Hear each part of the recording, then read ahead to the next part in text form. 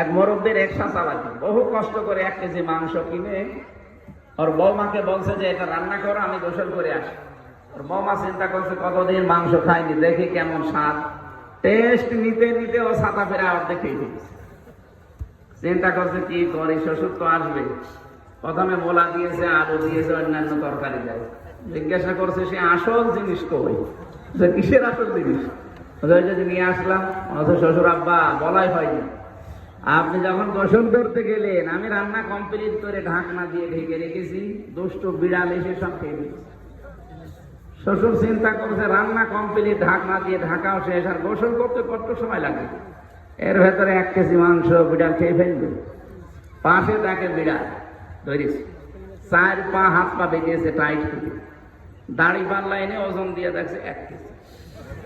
বলছে বৌমা এটা যদি বিড়াল হয় তাহলে সে মাংস কই?